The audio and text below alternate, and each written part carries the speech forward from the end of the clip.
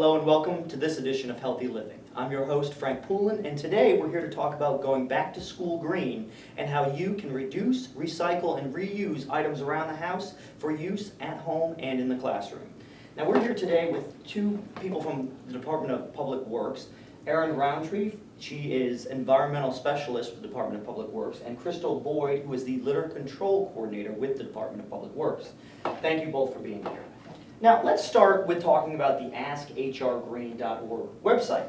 How does the City of Suffolk utilize this website, and how can people at home utilize it to figure out how to use all this great stuff here? Okay, well, AskHRGreen.org is a region-wide public awareness education campaign focused around water awareness, stormwater, litter control, recycling, beautification, and FOG, which stands for fats, oils, and grease. Never heard of that probably. That's in the sewer lines that if you put grease down the drain, it blocks it up and causes a mess. It doesn't sound too good. No. But so those are the main committees, and it's all about green in Hampton Roads. So on the website, you can go find all kinds of things, what you can do around your home, things you can do in the classroom, and they're all listed right there on the website. You can find stuff about stormwater. It's kind of a one-stop shop to just figure out about things you can do to recycle, reuse, and reduce. Reduce, there we go. Everything green in Hampton Roads is your go-to source. You can find green events that are coming up on the website. We have blogs. We talk about all kinds of green things. Oh, cool. So it's really kind of interactive. Mm-hmm. And they have some news stuff up there about what certain different things that are happening. Things happening in the news. Oh, great. Now, how can reusing and recycling be incorporated into back-to-school shopping? Because I know right now especially, that's one of the big topics, because we just started back to school, so people want to know how they can, save money, but also help the environment. Well, first thing people can do is take inventory of last year's supplies. Such things like binders, pencil cases, markers, any unused items that the kids may have brought home they didn't use the prior year. Start there. Okay. And then see what's left. Okay. And they also can do things like reuse their backpacks and their lunch bags every year. So they don't need the newest, hottest planes backpack. Right. They can also, when purchasing new items like pens and paper and notebooks, they can make sure that those materials are recycled materials. Okay. All right, so try to use recycled notebooks, recycled pencils, because they're all out there nowadays. Everything basically seems like it can or can be at some point recycled. Right. Okay. That's right. Now, what are some tips for packing lunches that are environmentally friendly? Use reusable lunch pails, and just put your sandwich in a pretty bag like that. Use reusable water bottles. Plastic water bottles or juice boxes make up a huge part of our trash. Just a whole part of it, because I know with juice boxes, kids buy those 18 or 30 pack juice boxes, and parents give them to them, they take them, and they keep chucking them out, and the whole trash at the end of the day is just filled with juice boxes. But if you can get juice and bring one of those. Right, or water. Water's good for you. Yep. And you could probably freeze that maybe, and so it's cold all throughout the day, or? Yeah.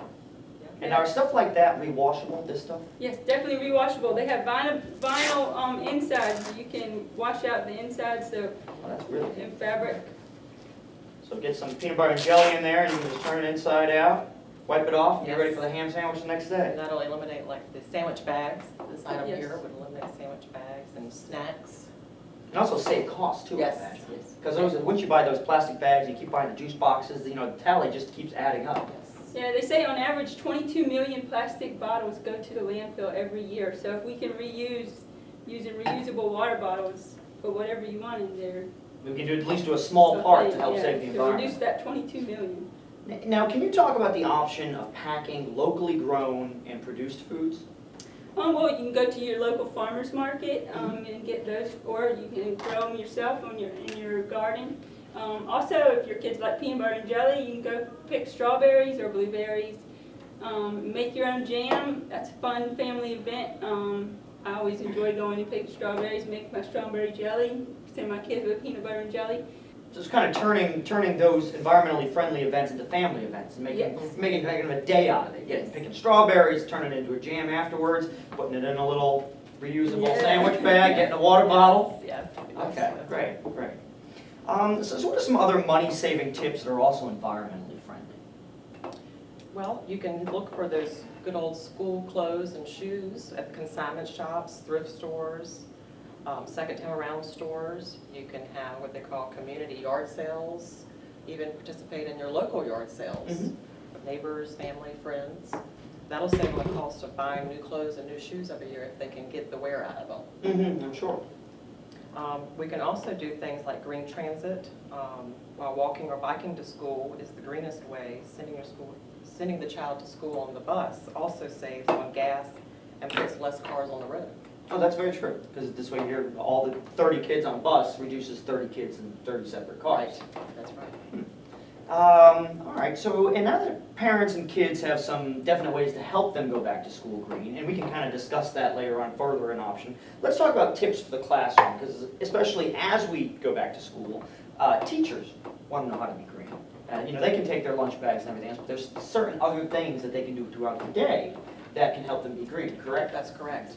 They can start by, one thing that I would like to promote is that all classrooms have recycling containers. Okay. If those recycling containers are in each classroom, then it's a visual sign and a reminder to recycle.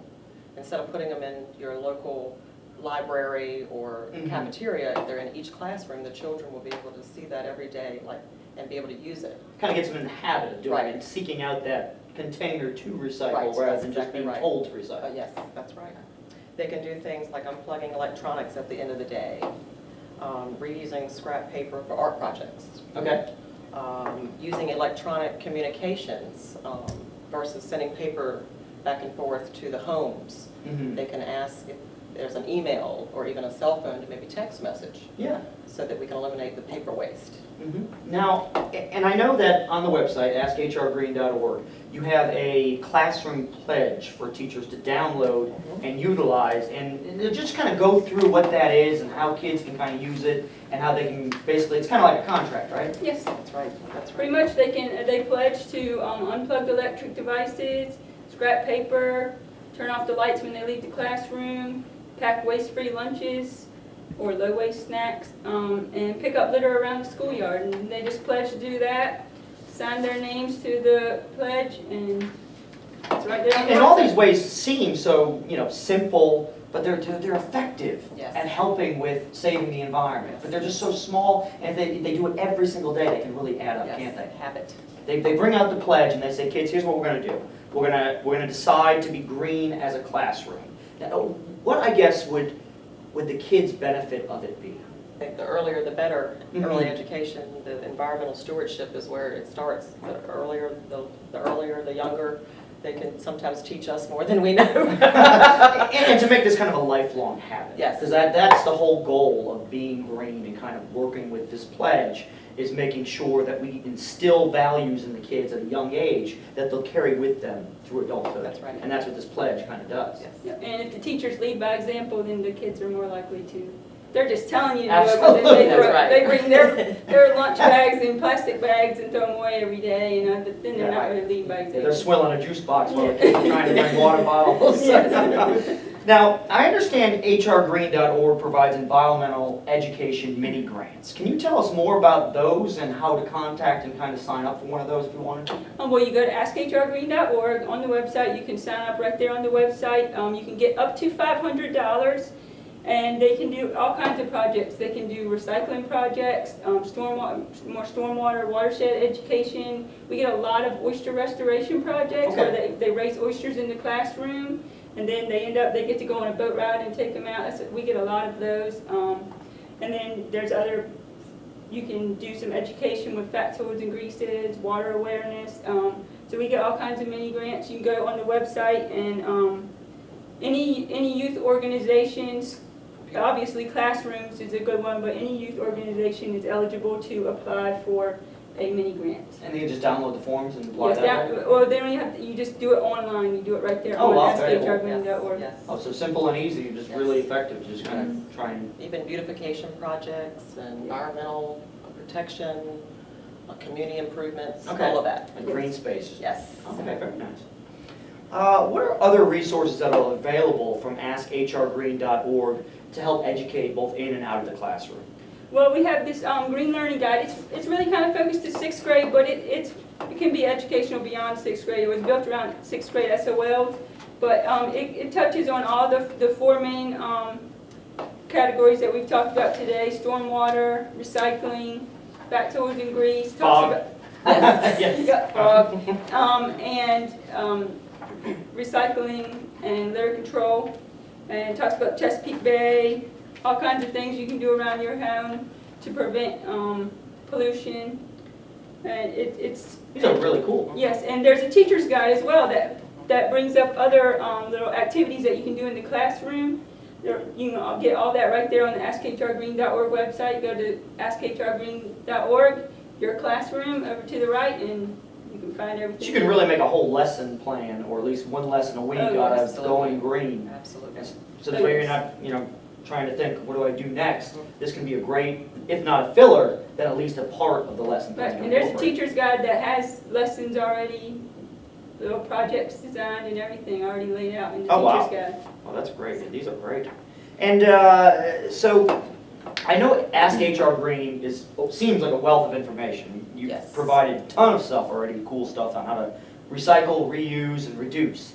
But can you talk about your partnership with Suffolk Public Schools on kind of environmental education? Yeah, I go to the classrooms. I've mainly been going to middle school. I've gone to other elementary and high school classes as well. But I talk about the watershed, and we have a watershed model. It kind of shows all the different land uses and the things that we do on the land that kind of cause pollution or in our waterways. So it's kind of a visual. It shows the farmland, our neighborhoods, golf courses, and then you can see how all that, when it rains, it goes into water, and you can see the pollution. It's really good visual for the students. Oh, cool.